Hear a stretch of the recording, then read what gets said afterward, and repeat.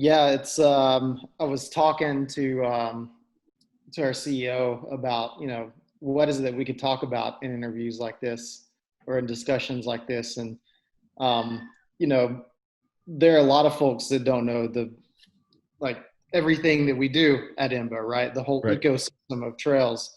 And for, in terms of USAC, we think about, we've got the More Trails Close to Home initiative, and we think about it in terms of, um, communities that have competitive sports. And so USAC's more of a competitive, it's the competitive side of mountain biking and bike racing. And so communities are always pushing for little league fields or basketball courts or whatever. And if you think about it in those same terms for USAC, um, you know, mountain bikers need fields to, they need their Right. venues to hold their events. And so, as we work through these More Trails Close to Home initiatives, thinking about mountain biking in those terms, and the more venues that you have, then the more opportunity you have to have more diverse races. Maybe you could do more beginner style races or kids races, whatever it is. But you got to have the facilities that accommodate and really cater to those audiences for that type of racing. Particularly if you're looking to build the future of racing, you got to get people into it. So Right. helping communities create more opportunities where those sorts of things can happen, definitely plays into that ecosystem. And kind of what we do from beginning to end is, first you have to have a solid mountain bike community, a culture within the mountain bikers there. Get them organized, get them thinking uh, bigger in terms of what they want to do, as opposed to, we need to do maintenance on this section of trail, but think of it more as a trail system.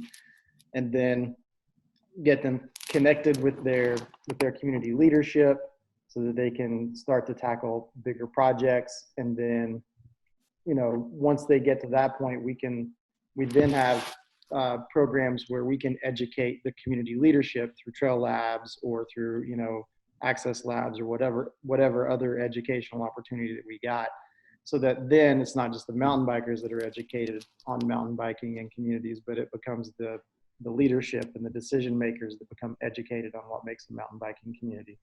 Then once those folks get on board and they start to think bigger, then you can work on things like feasibility studies and trails plans. And we also have those sorts of resources in house with Trail Solutions, who can do everything from concept planning and trail design up to construction and long-term maintenance planning, all that sort of stuff. And then it comes back around to that advocacy organization and the long-term stewardship of those projects. So, thinking about it in that whole ecosystem or that whole cycle of how a trail comes to fruition, it starts with the advocacy organization, and all these other people get involved in the process. And then it comes right back around to the advocacy organization to be the stewards of the resource that they've just created with their community. So that whole ecosystem and how it all works can get very complicated.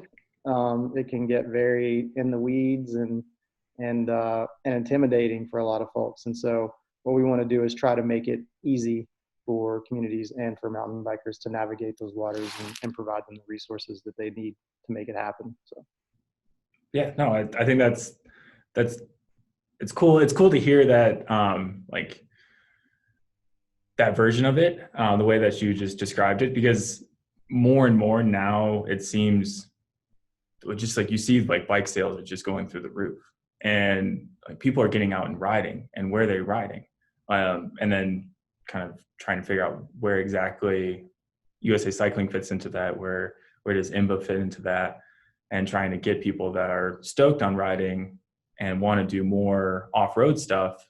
How do they then tackle that with their city? And like kind of that ecosystem, that circle of life that you just described is the key to for more people to enjoy actual trails and accessible trails, and instead of people building road trails through the middle of the right. woods. Yeah, well, it's all about getting the mountain bike community to think bigger than they usually do. It's a lot more than just the one trail and this one trail system that needs work, or somebody's removed a rock, or whatever it is. But thinking about new ways that you can provide new opportunities for folks who, maybe even folks who don't get an opportunity to drive or can't access that trail system that's 20-30 minutes away. And so thinking about it in those terms, and how do you make mountain biking more accessible? I've had conversations with people before who say, well, we don't have any mountains, so how can we mountain bike? And all you need is, you don't need a mountain to mountain bike. You just need trails, right? You just got to find some cool new ways to build trails. And there are plenty of communities who are specifically looking at ways to integrate cool mountain biking experiences into their communities. The city I live in just built an awesome bike park right downtown. It's got gravity trails, it's got a paved pump track, it's got skills areas, it's got everything. And then you look at somewhere like Bentonville, who have taken that and just, ran with it in a way that most people don't even think about. They've got jump trails and flow trails. I mean, you can be right downtown in any of those towns, Rogers, Bentonville, in any of those towns, and just hop on a greenway with any bike that you have. It doesn't have to be some fancy, it doesn't have to be a transition Sentinel or anything like that. You can just get on it with your BMX bike and go ride. And if you want to do it, you can ride 30, 40, 50 miles right out of your hometown. So, so thinking about access in that way, and understanding that not everybody has the means to buy a $5,000 bike, or they may not have the means to get 20 or 30 minutes down the road in a car to a trailhead, or, they may not have the access that sometimes we take for granted. So how do we get communities to think bigger than just that one trail system, and think about it in ways that it becomes more integrated into the everyday life of the community? Yeah, no, it's from here, like, where does how's the initiative going so far for the new funds that you've provided to that, in terms of where the applications have been coming in from so far for 2020?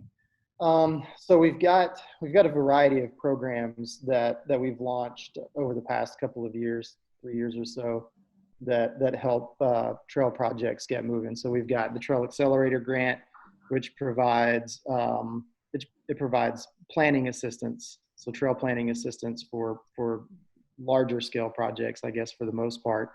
And we've done planning projects in downtown Chattanooga. We've done planning projects in Wisconsin. I don't know all the locations of all those tag projects, but all of the programs that we have that provide funding for trail projects. One of the things that we really want to place emphasis on and really find unique and new ways to fund are, and we give preference to projects that have a diversity, equity, and inclusion aspect to them. So if we know that there's a trail project that services, maybe a community that doesn't have access to trails, or it could be an underserved community, or an underserved population, we'll give preference to those projects, because we know that those are really what's going to move the needle on biking around the country. Because if we just do another project in Trail Town, USA, whatever town it is that has a ton of trails already, then it would be cool to do those projects, and we do those projects from time to time because we do have the funding to do it. But really kind of bringing mountain biking to the people, really finding new and unique ways, and new and unique projects and creative ways that communities are thinking, hey, this would be a cool project that not only meets our mission, but it may tell a story that sparks people's imaginations in different ways and what can possibly be done, whether it's next to a neighborhood or next to a city, or, a connection to some other mountain bike facility. And so, with the Trail Accelerator grant, we do give preference to those types of projects. And then we have another program that we just launched back in the application period was in May, but we actually launched the projects in July, is the Dig In program. We partnered with Shimano, and we've got 10 projects listed on our website right now that that Shimano is providing matching funds for. So we kind of give we give these projects a national platform. And we also work with industry partners to provide matching funds for those projects, so that as communities fundraise, that they're getting the most out of not only the dollars that are donated, but also the most out of the storytelling potential that can come out of it later on. Taking those projects to community leaders and say, hey, Shimano provided money, IMBA provided money. We were able to do these cool things online with this project, and it shows that people have interest in it. It may not only be their local mountain bike constituency, but it may be a few folks, from, it might be a rural place in West Virginia, and, some folks from DC that are always in the city may have an interest in that project, so they're donating to it. And they may not have had access to know about that project without Dig In. But we've got a few projects that are focused around youth and youth cycling. So Cincinnati, the Cincinnati Off-Road Alliance, they have a project that's focused on skills progression for kids. So they're working on a skills park. Got a couple of projects that benefit NICA race courses. Got a couple of projects. Got two projects that take a brand new trail system, an existing trail system, and connect them with trails. So, as far as that goes, those projects goes, they kind of run the gamut as far as what they're funding. Got another project in Vermont where COVID-19 hit the community pretty hard, so they weren't able to have a lot of their volunteer days. So they're hiring out a conservation corps to finish their project out because they're pretty far behind on it. So, again, with those Dig In projects, looking for projects that are really kind of pushing the envelope and kind of pushing projects forward in unique ways.